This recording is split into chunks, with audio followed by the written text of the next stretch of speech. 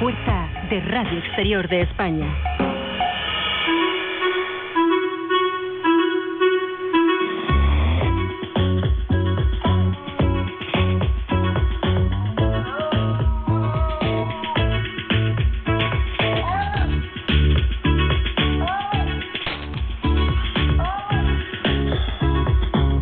Antes que nada un desplante para que duermas peor. Ya no caeré como antes y no admites un no, el no por delante. Antes que volar a tu flow, oír esas palabras de gangster.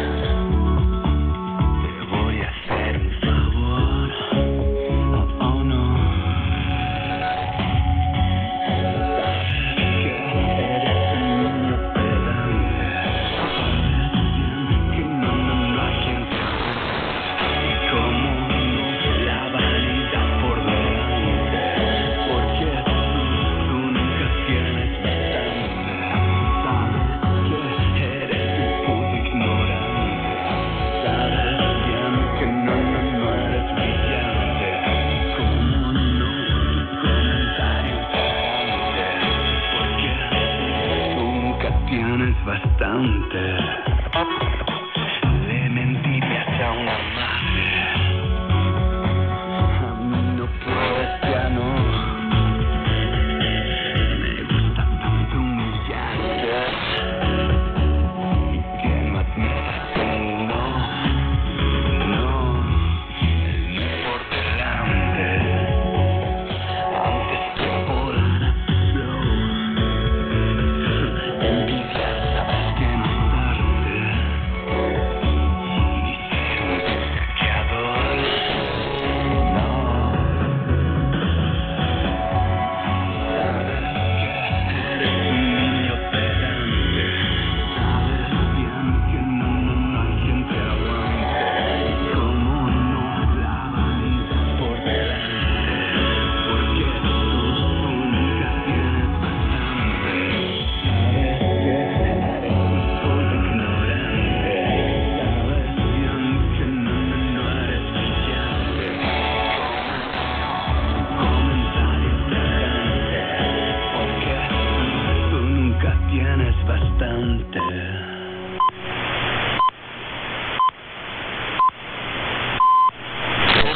De mayo de 2026 son las elecciones al Parlamento de Andalucía. Si estás temporalmente en el extranjero entre el 24 de marzo y el 17 de mayo, puedes votar en las elecciones del próximo 17 de mayo. Para ello debes inscribirte en el registro de matrícula consular como no residente y recoger tu solicitud hasta el 18 de abril en tu oficina consular o descargarla telemáticamente desde la web del Ministerio de Asuntos Exteriores, Unión Europea y Cooperación, www.exteriores.gov.es.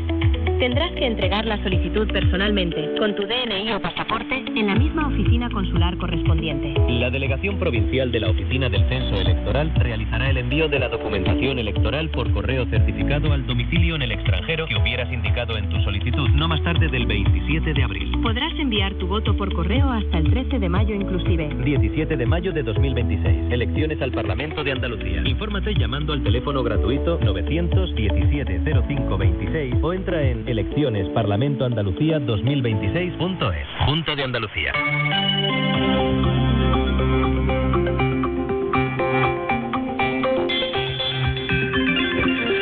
Hello, welcome to the English language broadcast of Radio Exterior de España. We are live from La Casa de la Radio in Madrid. This is Daniel Riobo. And this is Alba Cuellar. Today we have help from sound technician Javier Campos and production help from Cristina Dorado and Dani Gómez. In today's broadcast, we will talk about photography and journalism. As a Spanish photographer, Luis Tato was recently awarded the World Press Photo Prize in the Africa category for his work Gen Z protests in Madagascar.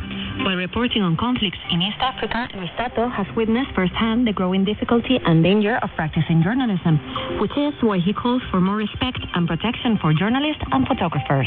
Being a journalist nowadays is more dangerous than before. Sometimes institutions and governments are putting danger on the shoulders of journalists with their approach and their speeches. So I think it's something that should change, because I firmly believe in the mission, what we do, and I think journalism is important for a society that wants to be free and wants to be informed and understanding what is happening to us. Today we will also take a sneak peek at the new exhibition on Francisco de Zurbarán at the National Gallery in London, which features 42 of the Baroque masters' paintings, a third of which come from Spain. To know more about this exhibition, which is the first devoted exclusively to Zurbarán in the UK, we will be joined by the show's co-curator, Dr. Francesca Whitlam-Cooper. And we've never had an exhibition on Zurbarán. This is the first major show to be dedicated only to this artist. And it's essential because, Velázquez, Zurbarán, Murillo, they are the three great painters of 17th century Spain. Zurbarán absolutely deserves to be up there and to be recognized with his contemporaries. But before we get into this part of the broadcast, a summary of the main news of the week. Our summary with some national news and keeping a close eye on the cruise affected by a hantavirus outbreak. The ship, which is currently anchored off the coast of Cabo Verde, will dock in the Canary Islands over the next few days, as agreed by the World Health Organization and Spanish authorities. 3 passengers have died so far, while another is critically ill and receiving treatment in South Africa. 1 more is being treated in Switzerland. At least 3 more passengers have been evacuated to the Netherlands before the boat heads to Tenerife. The World Health Organization believes that the initial patients caught the virus off the boat, but they also suspect that there has been some human-to-human transmission, which is unusual for hantavirus. Maria van Kerkhoff is the Director of Epidemic and Pandemic Threat Management. We do believe that there may be some human-to-human transmission that's happening among the really close contacts. But just, again, contextually, hantaviruses don't typically transmit that way. The Spanish government has agreed to welcome the vessel, stating that it is a moral and legal duty. According to the Ministry of Health, all passengers and crew will be examined and evacuated to their home countries, and all contact with the local population will be avoided. Meanwhile, government spokesperson Elma Said tried to send a message of reassurance yesterday. Everything, she said, is ready to provide care, assessment, and if necessary, disinfection. Está todo dispuesto para la atención, para la evaluación, para en su caso la desinfección, si así lo requiere la OMS. The regional government of the Canary Islands, however, is not willing to welcome the boat. The Canarian president, Fernando Clavijo, has requested a meeting with President Pedro Sánchez, and he complains of a lack of information. No hay ninguna comunicación al gobierno de Canarias por escrito, no hay ningún traslado de información. In other news, the campaign is now in full swing in Andalucía, which will hold its regional election next week. The first debate took place on Monday here on Radio Televisión Española. Incumbent President Juanma Moreno from the Conservative People's Party aims to maintain his majority in the Andalusian Parliament. Y gracias a esa mayoría de convivencia y estabilidad hemos tenido más empleo, más servicios públicos. ¿Qué pasa si rompemos esa estabilidad? Pues evidentemente que nos metemos en un lío. The rest of the candidates criticized how Moreno's administration handled the scandal involving errors and delays in breast cancer screenings. The socialist candidate, former Minister María Jesús Montero, called it the most serious negligence ever seen in the Spanish healthcare system. ¿Qué pasó? ¿Quién es el responsable? ¿Qué es lo que sucedió? ¿Dónde está el fallo? Andalucía merece ir a votar el 17 de mayo sabiendo la verdad. La negligencia más grave que ha habido en un sistema sanitario en toda España.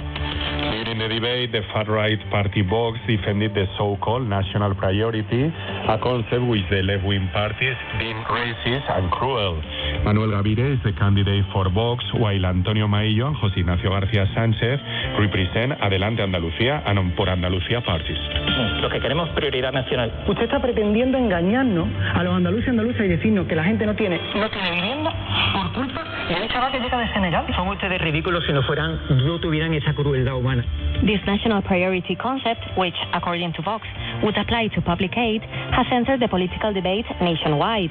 The People's Party and Vox already included it in their coalition agreements in the regions of Aragón and Extremadura, while negotiations are ongoing in Castilla y León. And this week, the trial of the corruption case known as Caso Mascarillas entered its final stages. On Monday, former Transportation Minister José Luis Ábalos appeared before the Supreme Court. He denied receiving any bribes in connection with the purchase of medical supplies during the pandemic.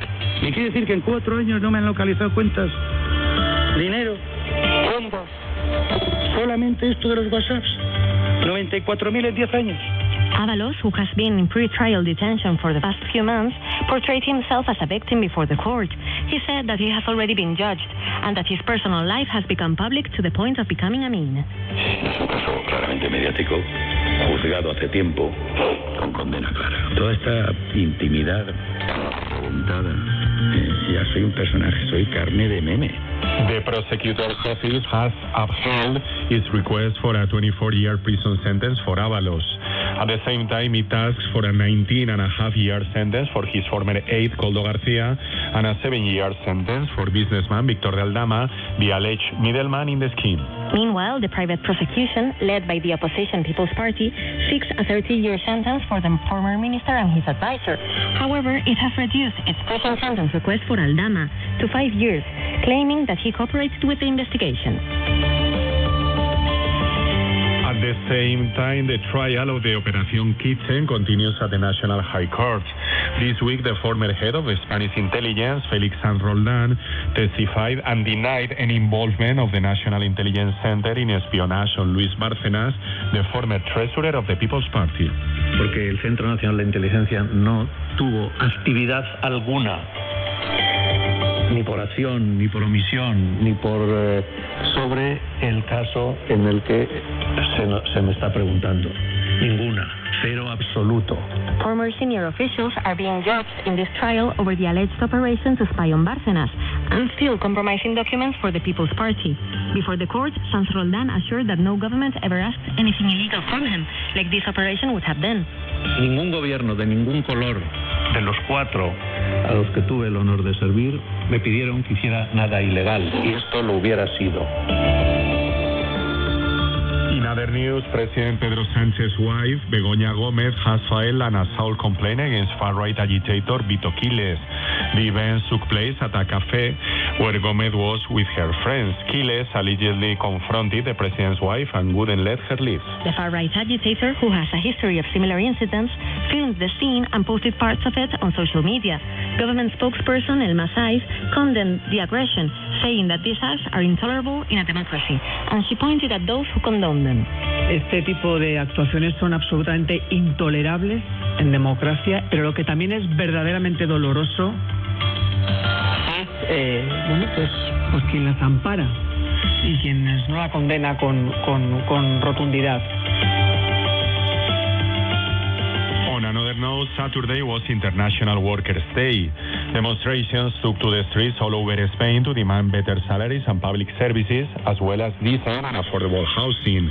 Pepe Álvarez and Unai Sordo are the leaders of the 2 major trade unions in Spain. Es evidente que no hay convenio que aguante este disparate de subida de vivienda. Hay familias que teniendo un sueldo o 2 o incluso más, pues tienen algunos problemas para llegar a fin de mes si tienen que afrontar un alquiler o una hipoteca abusiva. This year, the focal point of the protest in Spain was in Málaga, in Andalucía.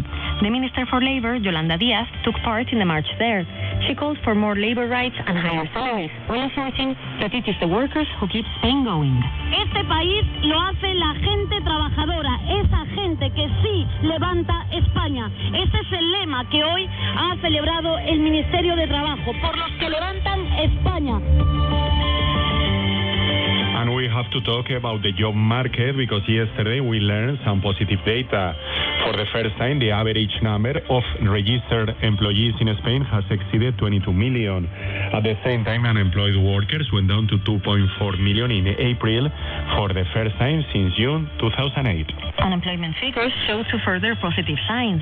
Youth unemployment has fallen to an all-time low, and the overall figures have fallen across all autonomous communities and provinces in Spain. And we have to say goodbye to Carlos Garaycoechea, who died on Monday at the age of 87. He was the first president of the Basque Country upon regaining democracy. The Basque government has declared 3 days of official mourning. Imanol Pradales is the current lehendakari. Fue un demócrata que lideró Euskadi con orgullo. He was a Democrat who led the Basque Country with pride, leaving behind a dictatorship which he fought against, and showing his outright rejection for ETA terrorism and any form of violence. Thank you for giving the best of you to your people. Following the former Lendakari's death, condolences from fellow politicians poured in. The Spanish president, Pedro Sánchez, said he was a key figure who made a decisive contribution to the consolidation of freedom in the Basque Country and in Spain. You're listening to the English language broadcast of Spanish National Radio. We now look at the international scene. An Israeli judge extended on Tuesday the detention of two activists of the global Sumud flotilla, Spanish-Palestinian national Abu Kesek Saif and Brazilian national Tiago Avila face terrorism accusations. The activist lawyer says that they are suffering torture in Israel. Facing psychological torture, they are being threatened of staying in prison for 1,000 years or being killed. They are also kept in cells, both in isolation. Avila and Saif were arrested last Thursday along with 170 other activists when the Israeli military intercepted about half of the flotilla's boats in international waters. The flotilla, for the second time, aimed to break the blockade of Gaza and deliver humanitarian aid. Human rights groups and the Spanish government describe this as a kidnapping. Foreign Minister José Manuel Álvarez stated in an interview on Spanish television that there is no evidence or any connection to what the Israeli authorities are saying to justify the arrest of the activists from the global Sumud flotilla.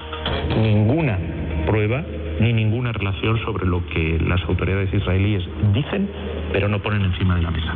Meanwhile, the Lebanese government has raised the death toll of Israeli attacks to nearly 2,700. There are over 8,000 wounded, despite the ceasefire reached in early April and extended as part of negotiations between both countries. On the occasion of World Press Freedom Day, which took place on May the 3rd, we look at an increasingly dangerous reality for journalists in Lebanon. Despite the current ceasefire, Israeli strikes continue in the south of the country, leaving civilians, rescuers, and reporters in permanent insecurity. The latest symbol of this violence against the press is the murder of Lebanese journalist Amal Khalil, known as the Butterfly of the South, who was killed in an Israeli strike. A report by our collaborator in Lebanon, Elsa Yazbek Sharabati. Every year, World Press Freedom Day reminds us of a simple principle. Reporting the truth should never be a death sentence. But in Lebanon today, that principle is written in grief, fear, and in the silence left behind by those whom war has taken. Despite the supposedly ongoing ceasefire, war does not disappear from daily life. In southern Lebanon, Israeli strikes continue to hit several areas. In a country already exhausted by economic collapse, social hardship, and forced displacement, practicing journalism has become an act of survival. In southern Lebanon, the word press, written on a helmet or a vest, is no longer always seen as protection. For some civilians, it has become a source of danger. The reporter is no longer only a witness, the reporter becomes a target. This was the case of 42-year-old journalist Amal Khalil, killed on April the 22nd when she took shelter in a building after several Israeli strikes. Her colleague Zainab Faraz was seriously wounded. Rescue teams were prevented from reaching Amal in time. The targeting of clearly identified journalists and the obstruction of rescue operations was widely denounced as a war crime. Zaina Khudr, senior correspondent for Al Jazeera English TV, comments. Amal Khalil was not the first journalist to be killed by Israel, and unfortunately, many people believe she's not going to be the last. Her killing has been described as a deliberate attack by Israeli forces. This is how human rights groups, media watchdogs, they've described what happened as a double tap strike, an intentional killing. And Israel is also accused of hindering rescue efforts. They didn't allow her to be rescued. Amal was not just a reporter. She was a bridge to the field. Her home had become a logistical base for journalists covering South Lebanon. But her killing is not an isolated case. Since October 2023, journalists in Lebanon and Gaza have worked under continuous threat, and their killings still lack accountability, as Zena Khader explains. Families of journalists who were killed have been seeking accountability, seeking justice, again, to no avail. I mean, people, their families, want accountability, and it hasn't happened. Amal had received death threats before she was killed, telling her to stop her work. Unfortunately, we've seen this happen time and time again, and nothing stops it. For her family, her colleagues, and all those who continue to head south with a camera, a microphone, or a notebook, the struggle is clear. Amal's blood must not have been shed in vain. Elsa Yazbek Sarabati, Radio Exterior de España. Still in the Middle East, Iran has accused the U.S. of killing 5 civilians in an attack on 2 vessels. Meanwhile, the United Arab Emirates has denounced Iranian attacks on oil tankers. This would constitute a violation of the truce agreed upon between the U.S. and Iran after U.S. President Donald Trump announced its extension on April 21st. On the other hand, President Trump announced the suspension of his so-called Project Freedom, an operation to end the blockade of the Strait of Hormuz. Trump said it will be suspended for a brief period of time at Pakistan's request, citing considerable progress towards an agreement with Tehran. They want to make a deal. And who wouldn't? When your military is totally gone, we could do anything we want to them. Who wouldn't? The 8th summit of the European political community, created after the Russian invasion of Ukraine, ended yesterday in Armenia after bringing together 48 European countries and Canada. Canadian Prime Minister Mark Carney met Spanish President Pedro Sánchez and asserted that we must not resign ourselves to a brutal new global order. Now, we have to actively take on the world as it is, not as we wish it to be. We know nostalgia is not a strategy, but we don't think that we're destined to submit to a more transactional, insular, and brutal world. And gatherings such as these point to a better way forward. Spanish President Pedro Sánchez expressed his solidarity with those suffering the consequences of the war in the Middle East. For her part, the European Union's High Representative for Foreign Affairs, Kaja Kallas, expressed her surprise after Trump announced that the U.S. would withdraw 5,000 soldiers from Germany. The timing of this announcement comes as a surprise. I think it shows that we have to really strengthen the European pillar in NATO, and we have to really do more. I mean, the American troops are not in Europe only for protecting the European interests, but also American interests. Trump doesn't rule out withdrawing U.S. troops from Italy and Spain as well. The head of NATO, Mark Rutte, assured that European leaders have understood the President's message. European leaders have gotten the message. They heard the message from the U.S. loud and clear. And we have seen all these countries now participating with their bilateral agreements, making sure that when it comes to basic requests and all the logistical support. Rutte's statements were answered hours later by Spain's Minister of Defense, Margarita Robles, who asked the NATO Secretary General not to lecture Spain anymore. Our country, she said, is fulfilling its commitments and has made a great effort in defense investment. Pero por favor, que no nos dé más lecciones. Que cuando hay que cumplir en la OTAN, España está. Y España ha hecho un esfuerzo muy importante en inversión en defensa.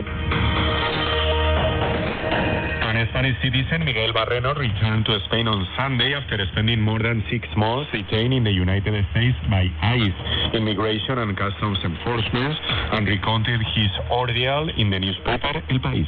Barreno was arrested in October by immigration agents during a raid in Chicago and was held in a detention center and a correctional facility. He was finally released following intervention by the Spanish authorities. Radio Exterior de España, emisión en inglés.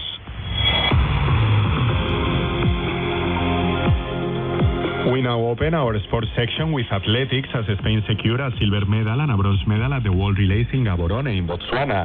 At the same time, 5 teams qualified for the 2027 World Athletics Championships in Beijing. The Golden Bubbles, the women's 4x400 meters relay team, won the silver medal and set a new Spanish record that even they couldn't imagine, according to athlete Blanca Herbaz. Este marcón, no nos salen los números, la verdad, no, o sea, hemos hecho muchos cálculos, pero no imaginábamos esta marca. The women's women's 4x100 meters relay team also reached the podium, scoring a bronze medal. Both teams will be in Beijing, along with the mixed 4x400 and 4x100 relays and the men's 4x400 relay team. And Football Club Barcelona qualified for the Women's Champions League final for the sixth consecutive year after defeating Bayern Munich 4-2 at Camp Nou. Captain Alexia Putellas, with a brace, led a Barça side that saw the return of Aitana Bonmatí. Barcelona will seek their fourth title in the competition against French side Olympique Lyonnais, who defeated Arsenal, overturning the English team's first leg victory. The final will be played on May the 23rd in Oslo. And in tennis, Ukrainian player Marta Kostyuk and Italian player Yannick Sinner were crowned champions of the Madrid ATP Tour Masters. Kostyuk defeated Russian Mira Andreeva in the final held at the Casa Mágica. Meanwhile, Sinner defeated Alexander Zverev 6-1, 6-2. This is Sinner's first title in Madrid. He won in just under an hour and has become the first tennis player to win 5 consecutive ATP Tour Masters. Moving on to cultural information, we have just learned that this year's Communication and Humanities Princesa de Asturias Award will go to Japanese animation studio Ghibli.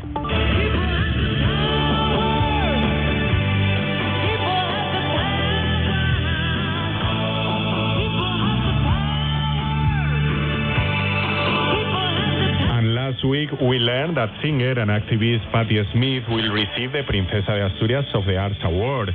The jury highlighted her impetuous creativity, her non-conformity, and her commitment to fighting against injustice.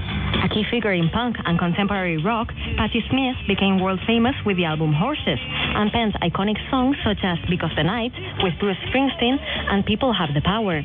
In addition to her career in music, she has a renowned literary career and a vibrant cultural and social presence. Radio Exterior de España, emisión en inglés. The Instituto Cervantes recently inaugurated the exhibition The Best on Lyrics in Spanish in Madrid. Organized in collaboration with Apple Music as part of Cervantes Week, the exhibition explores the power of words through the lyrics of songs by 20th and 21st century Spanish artists such as Amaral, Joaquín Sabina, Vetusta Morla, or the one we are listening to, Dinamita, Baila Bien Querida. Voy a tomar el camino equivocado, voy a salirme de la trayectoria, voy a meterme en ríos, jugar con fuego, incumplir las normas, voy a seguir tu senda peligrosa, voy a encender la mesa, voy a volverme loca, sentirme de fiesta y perder la cuenta. The exhibition invites viewers to read these lyrics as poetic and narrative texts beyond their musical context. The director of the Instituto Cervantes, Luis García Montero, asserted that culture achieves its meaning when it becomes the emotional education of a society. La cultura y los creadores. Cultural creators define our way of seeing the world, and that is proven by observing the manuscripts of some decisive songs in our history. Observar los manuscritos de algunas canciones decisivas en nuestra historia.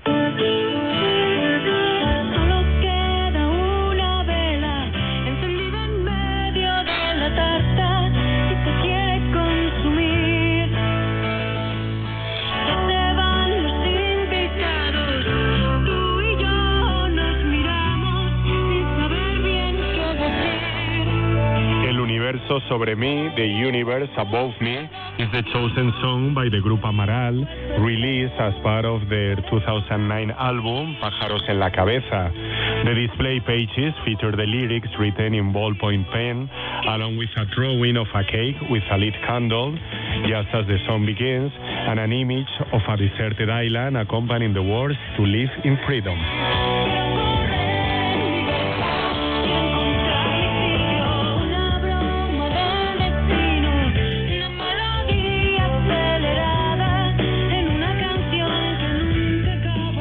Original notes for the song acquire cultural and documentary value.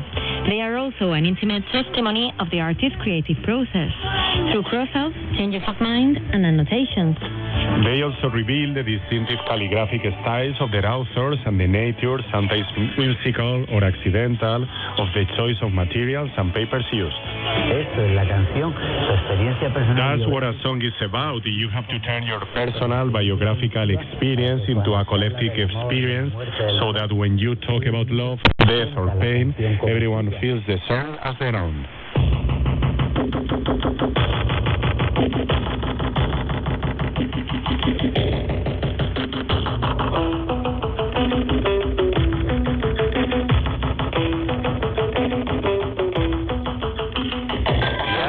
Aquí en mi costado, tu puñalada trapera,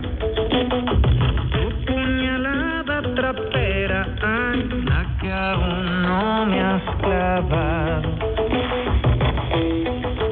Another song featured in the exhibition is the original composition for this song from Vetusta Morla, Puñalada Trapera, which was included in their 2021 album Cable a Tierra, in which the Madrid-based band used percussion instruments such as square tambourines.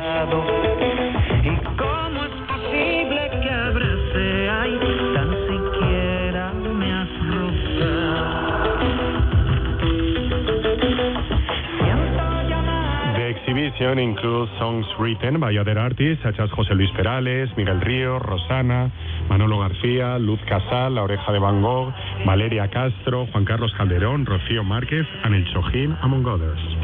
Visitors can enjoy the exhibition The Best Song Lyrics in Spanish at the Instituto Cervantes in Madrid, with free admission until June the 21st. You're listening to the English Language Service of Spanish National Radio.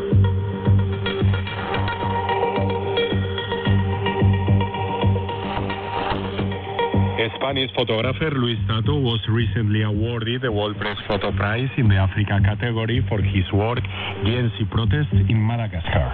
It all began last September when young people took to the streets to demand access to water and electricity and protest against inflation. The repression of these demonstrations by security forces left at least 22 dead, according to the United Nations. The massive mobilizations quickly evolved into an anti-government movement demanding the resignation of the President Andry Rajoelina, who was accused of corruption, nepotism, and embezzlement of public funds. The protesters ultimately received the support of the powerful elite military unit, the Army Personnel and Service Administration Corps, which ousted the president on October 14. Born in Daimiel, Ciudad Real, Luis Tato is based in the Kenyan capital, Nairobi. He has covered events in East Africa for the past few years and currently works as head of photography in the region for the French news agency France Press. Luis Tato, head of photography for the East Africa region at the French news agency France Press. Welcome to the English broadcast of Radio Exterior, and thank you very much for speaking with us. It's a pleasure to be here with you. Thanks to you for your time. First of all, Luis, congratulations on the award. How did you react when you learned you had been awarded the World Press Photo in the Photo Essay category for the Africa region? Did you expect it? Well, my reaction was surprise, and I obviously got very, very happy. I was not expecting it at all. It is true that the story that was awarded was, I would say, one of the main biggest stories in the Africa continent last year. It was a very important story for many different reasons, but obviously these awards always come with a lot of surprise. I wasn't expecting it.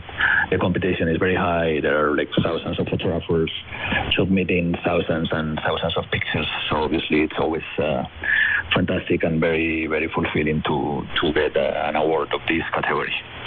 And the report for which you were awarded focuses on Generation Z protests in Madagascar. How did you come across this topic, Luis? Was it a commission, a personal project? Yeah, so basically, as you mentioned at the beginning, I work with France Press, AFP, the news agency. So basically, it was part of my work with the company. I am a staff photographer for them. So basically, when we noticed that the story was becoming something relevant, we were sent with a team of reporters. We were sent to Antananarivo, the capital of Madagascar, to work on it, and we spent there the whole process since the protest started until the end of it. So it was basically an assignment. It was another mission as I do all the year long with the company. I have to be following the news. That's basically my job. So this was obviously big news back then. It was an important story, as I said, for the region. So obviously the company decided to send a team, and I was part of the team, and well, I was able to follow the process since almost the beginning of it until the very end. So it was a very important and interesting experience for me. How long was it since the beginning till the end, more or less? So basically, it took like a couple of months, I would say. It's true that I arrived to Antananarivo when the protest had already started, but I arrived to cover them when they had become something bigger. They were expanding to different cities all over the country, and the numbers were quite massive. And then it's when the company decided to send that. So I was there from when the protest started to be something relevant until the final end that became there was a change of regime. Basically, the government changed because the president of the country was ousted. And once you were there, Luis, how did you approach the photographic treatment that would result in the report? That's a good question. It's basically for us the way we work at AFP is a lot of teamwork. So basically, the news and are deciding our agenda. So we basically were in touch with groups of young people, university students who were mainly using social media, organizing the protests and the gatherings and meetings, and whether we're discussing the next steps. So it was important for us to be in touch with these groups to be able to understand what to do every day. So there was a lot of everyday tracking their movements and trying to know what was coming next. It's true that at some point the protests were happening almost daily, so it was quite easy for us to follow. But there was an important part where you are basically following the news. You try to understand what is happening, and you try to go with that flow. Basically, what we do is covering the story from that angle. For us was initially a news story, and that's how we approach it. And this is how you approach it. And if we talk about the final result of your photographs, what would you say most characterizes your photography technique, intuition, a combination of both?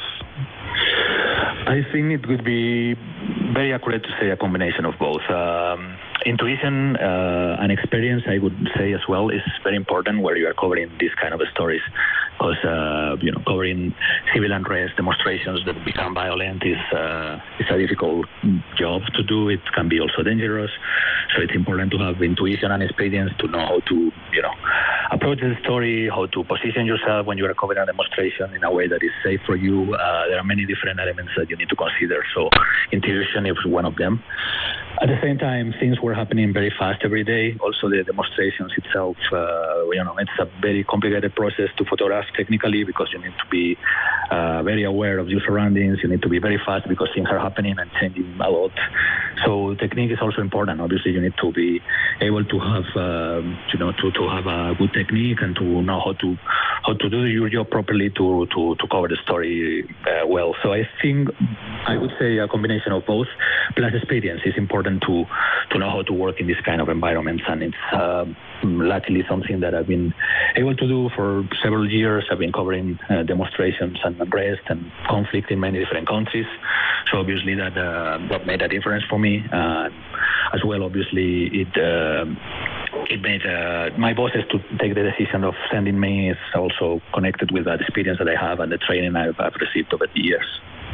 And you were commenting that it can be dangerous, of course, because we must remember that the protests in Madagascar began last September, as you were explaining, and the repression of this demonstration by security forces left at least 22 people dead, according to the United Nations. And Luis, balance, I think, for me and any other professional, we try to find the balance between being safe and covering the story.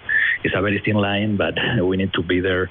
And obviously, for me, my own safety is very important, and for the company I work with. So obviously, it's a complicated, delicate balance, but it was part of my role, and obviously, it comes with certain risks that you need to take. As many jobs, different jobs that we do, there's nothing special about photojournalism, especially. There are many jobs in there are many jobs surrounding us that are dangerous. Our job is sometimes, in many occasions, or at least with certain stories. Yeah, because in another interview recently you said that the journalist is being made the enemy. Can you explain how you have experienced this? Do you think that being a photojournalist today is even more dangerous than it was a few years ago when you started, for instance, working in a complicated region like the Eastern African one?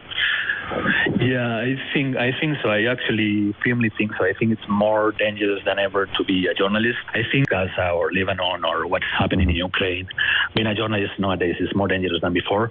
And I think that's coming also from that approach where, there is a new wave of, discussions surrounding the work we do, and sometimes institutions and governments are putting danger on the shoulders of journalists with their approach and their speeches. So I think it's something that should change, because I firmly believe in the mission of what we do, and I think journalism is important for a society that wants to be free and wants to be informed and understanding what is happening to us.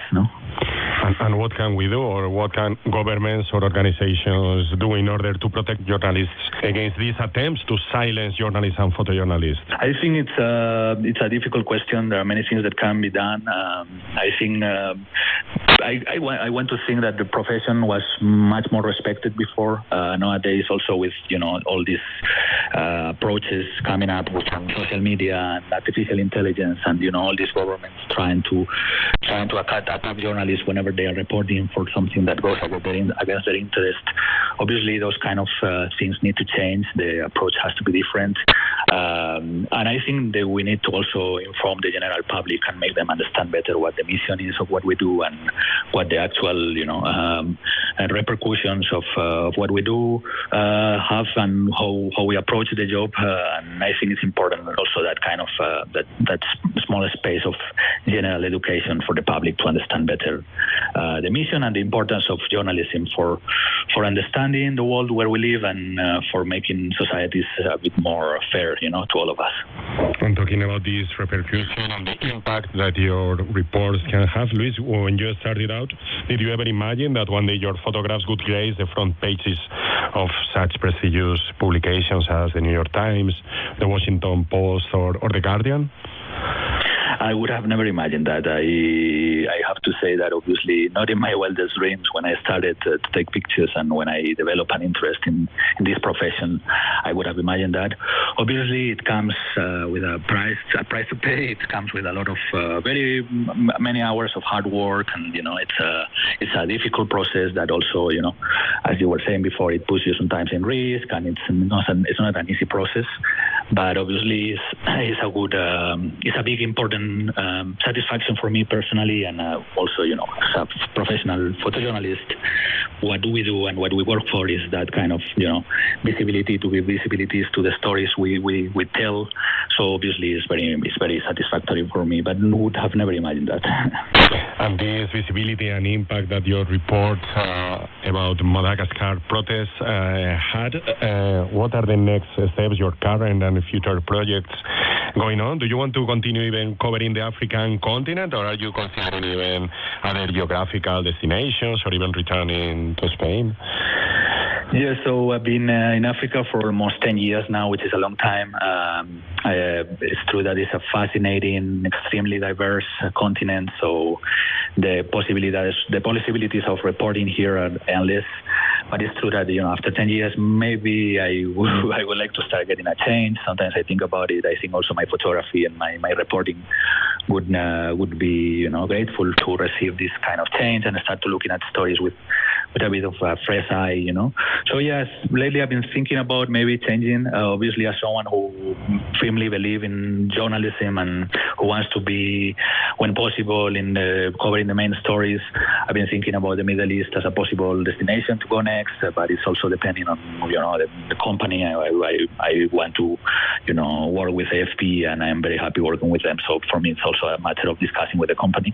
But yeah, I think a change might come soon. I still have the energy energy and the strength and the the approach to be moving around and traveling and reporting on stories far away from home. And maybe when that energy goes away, maybe it's time for me to go to Spain, but probably not yet. Well, I guess with 35 years old, you're still very young to look whatever you want during several years before you come back to Spain. Well, Luis Tato, photography for the East Africa region at the French news agency France Press. Thank you very much for your time and your insights, and the best of luck with your future projects. Thank you very much to you for also giving a space to photojournalism, and it's a pleasure to discuss with you. Thank you.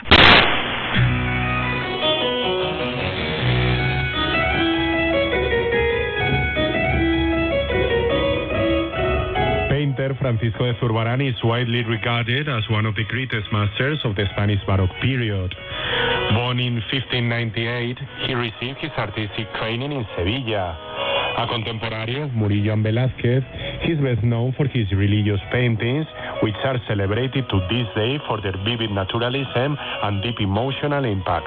Just last week, the National Gallery in London inaugurated Zurbarán, the first major exhibition devoted solely to the artist's work in the United Kingdom. The exhibition brings together 42 works from major galleries around the world, a third of which come from Spain. They include Zurbarán's most famous still life with lemons, oranges, and a rose, and the haunting colossal head, which was only recently attributed to the painter. Last week, Queen Sofia of Spain attended the opening of the Zurbarán exhibition, which opened to the public over the weekend. The National Gallery is hosting the exhibition until 23rd August, after which it will travel to the Musée du Louvre in Paris and the Art Institute of Chicago. Francesca Whitlam Cooper is the curator of later Italian, Spanish, and French paintings at the National Gallery in London, and she has co-curated the exhibition Zurbarán along with Daniel Sobrino Ralston. Dr. Whitlam Cooper, thank you so much for joining us on the English language broadcast of Radio Exterior de España. Oh, it's my absolute pleasure. Thank you for having me. This is the first major exhibition of Zurbarán's work in the UK. So could you please give us a bit of an overview of what visitors may expect to find there in this new exhibition at the National Gallery? Absolutely. So we have assembled 42 paintings from around the world. About one third comes from Spain. The others are from collections in France, the UK, Poland, the USA. They're from public museums. We have things from private collections. We run from the first signed and dated painting of Zurbarán's, which is from 1627, right up to the last years of his life. We have paintings that are absolutely huge, some of them nearly 4 meters tall, and we have some that are small enough to hold in the hand. So really a real survey of his life and his work. Francisco de Zurbarán is regarded as one of the great Spanish painters of his time, alongside his Baroque contemporaries Murillo and Velázquez. This may be a bit of a broad question, but what are the defining characteristics of Zurbarán's work? How might we summarize his vision and his style? For me, Zurbarán is an artist who is asked to depict like the mystery of faith, like what it means to believe, and he does that by depicting the things of this world. So he's someone who people feel very, very present. His works are characterized by strong lighting, by a very kind of sculptural way of painting bodies.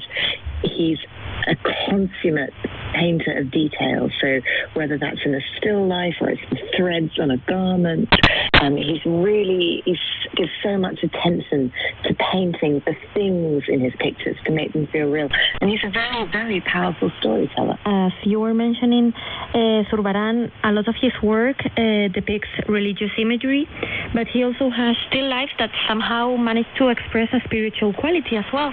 So could you tell us a little bit more about this still life?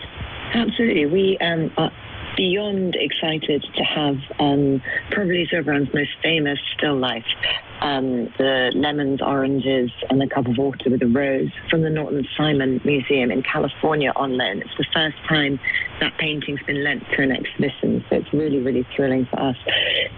Zurbarán actually only paints about 10 pure still life paintings in his lifetime, but they're very, very distinctive, and as far as we can tell, he's the Norton Simon picture is the first signed and dated still life to come out of Seville. So it seems as if he kind of begins this tradition in civilian painting. But the pictures themselves, he paints his still lives against these black backgrounds. The outlines are incredibly crisp. The objects, they don't really overlap, like they have their own distinct space on the canvas. And I think that's one of the qualities that has led people to sort of read the religious symbolism into them. So at the National Gallery, we have a small still life by Zurbarán of a cup of water on a plate with a rose next to it. And there is something so stark and so austere about that painting. It's absolute insistence on truth, the way there's nothing extraneous. There's no sort of fussiness or detail or sort of unnecessary detail.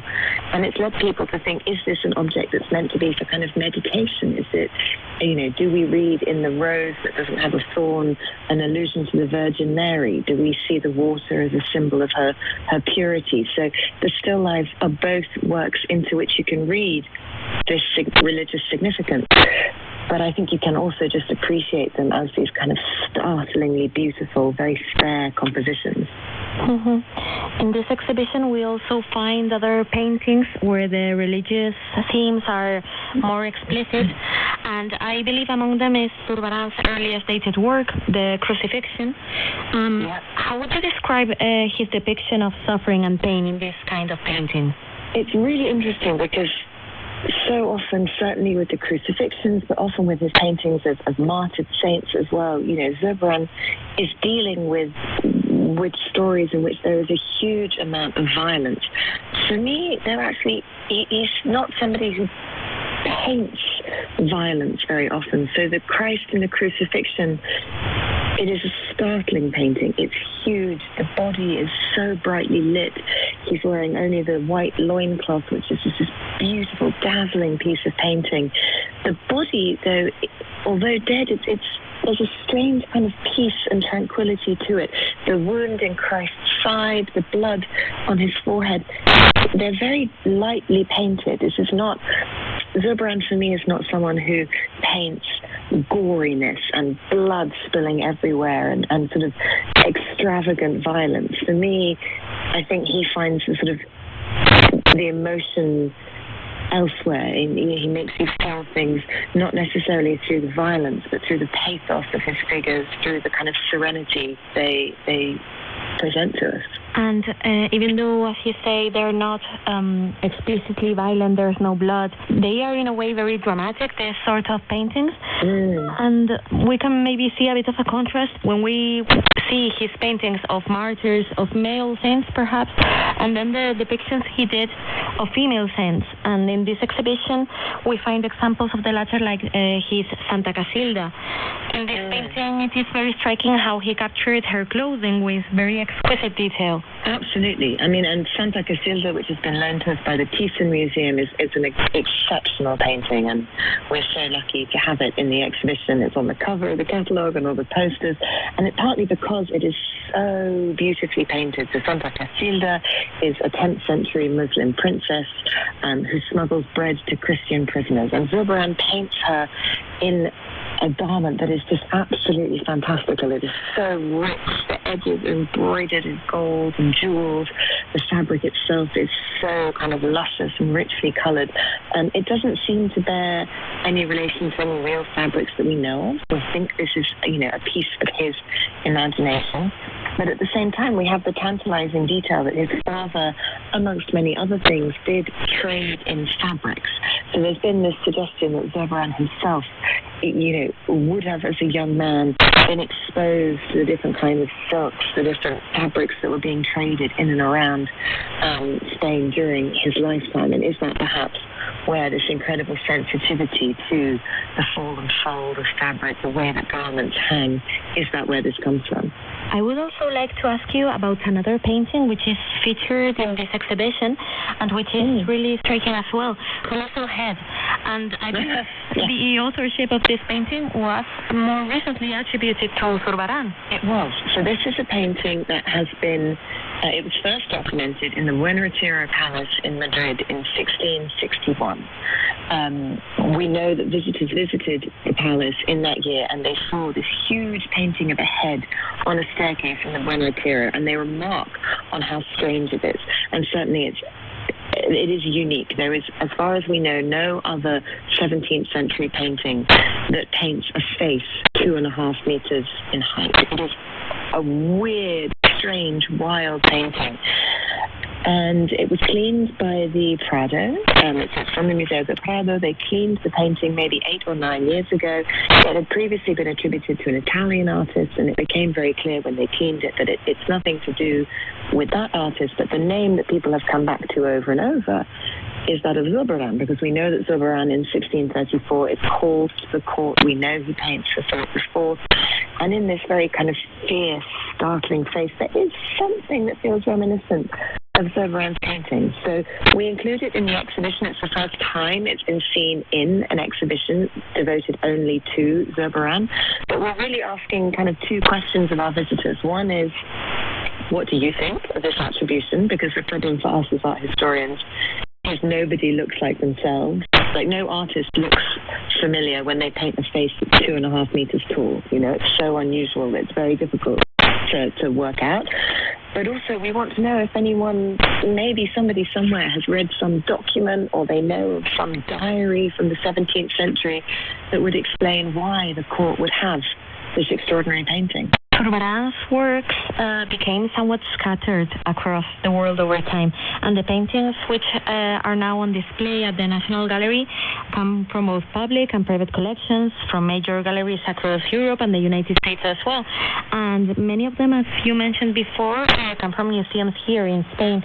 So could you perhaps tell us a bit more about the process of finding and selecting the pieces for this exhibition? Absolutely. So we are very lucky in the world of Zurbarán, but there is a catalogue raisonné of the artist written by a very great scholar, Madame Odile Zelemba, who spent 40 years working on the painter. So a catalogue raisonné is where an art historian assembles every piece of information they can, every work of art by a given artist. So we were not starting from zero. There is a huge amount published by Zurbarán. There's a huge amount written on his paintings. And as you say, many are in museum collections. I think the fun for us is thinking, you know, we have 42 paintings. We can fit about 40 paintings into an exhibition. So if you only have 40 paintings with which to tell Zurbarán's life story, which would be the 40 paintings that you pick? And we have been blown away by the generosity of colleagues truly from all over the world, but especially the Prado, who are our biggest single lender, and we could not have done the show without them, so we are utterly thrilled to have those works here. The exhibition Zurbarán will be at the National Gallery until August the 23rd, and after that it will travel to the Musée du Louvre in Paris and the Art Institute of Chicago. So what are your thoughts on the international recognition of Zurbarán's work, and particularly in the UK, because I think sometimes he's been compared with Caravaggio, but perhaps he isn't quite as well known as Velázquez, for instance. He's absolutely not, and for us this was the big driver for doing this show. In the UK, we have had exhibitions on Velázquez. He's very well known. We've had lots of exhibitions on Murillo. He's very well known. And we've never had an exhibition on Zurbarán. This is the first major show to be dedicated only to this artist. And it's essential because, you know, Velázquez, Zurbarán, Murillo, they are the 3 great painters of 17th century Spain. Zurbarán absolutely deserves to be up there and to be recognized with his contemporaries. He really deserves this moment in the spotlight. So we're very, very excited to introduce him to the public in London. Dr. Francesca Whitlam Cooper, co-curator of the exhibition Zurbarán at the National Gallery in London, thank you very much for your time and for answering our questions on Radio Exterior de España. My pleasure. I do hope some of your listeners will come and visit it.